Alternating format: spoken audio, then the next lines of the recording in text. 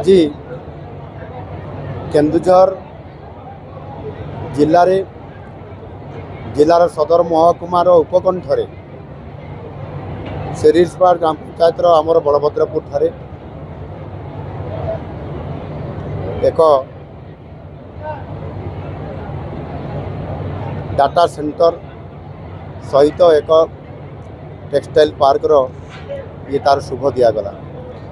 Textile park ये 100 कोटी टंकार प्रथम फेज रे काम आरंभ होब एवं एथिरे 1200 लोक काम करेंगे। से तार भित्तिप्रस्तर स्थापना करागला। खूब शीघ्र काम आरंभ होगी आगामी 1.5 वर्ष भितर काम सर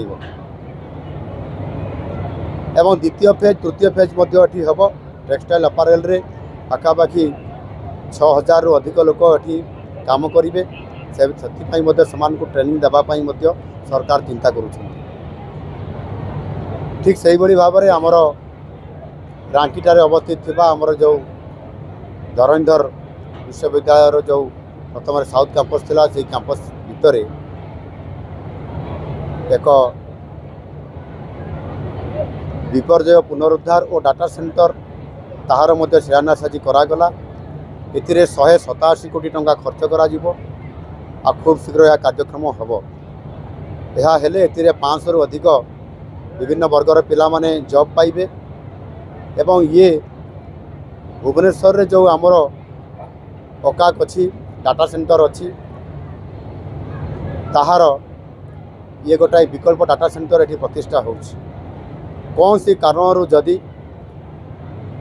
आपंकर प्राकृतिक विपर्यय आर्थिक हवा कारण किंबा आपंकर साइबर अटैक हवा कारण जब नष्ट हो जाए ताहले केन्दुझर रे थिबा जो डाटा सेंटर संपूर्ण सबु तथ्य को से सारा ओडिशा को दे पारिबो। आउ एठी मध्य पूरा संपूर्ण सरकारंकर जेते डाटा सब स्टोर होकरी एठी भी रही पारिबो।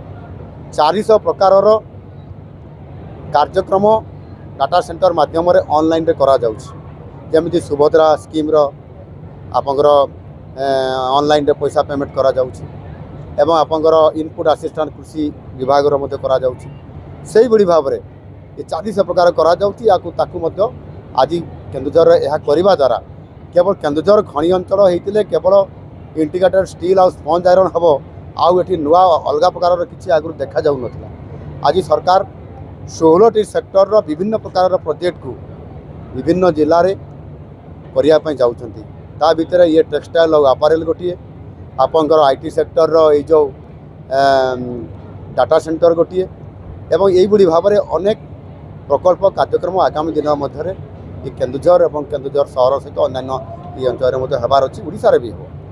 एणु मु आशा करी जे निश्चित भाव में जमी पाटना मेगा स्टील प्लांट करने जाउछंती से भाव में फिनिश प्रोडक्ट करने आम जोड़ा बड़बिल सेक्टर अनेक प्रोजेक्ट हाँपाई से एमओयू साइन करिसेंती एवं आहुरी इंटीग्रेटेड स्टील करने जो कलिकता जाइली सेठी भी पाखापाखि प्राय 15,000 अधिक कोटी टंकार एमओयू साइन होइछि। और से दृष्टिकोण ओडिशा एवं केन्दुझर ये जो प्रोजेक्ट गुड़िक हम ओडिशा को समृद्ध करिवो।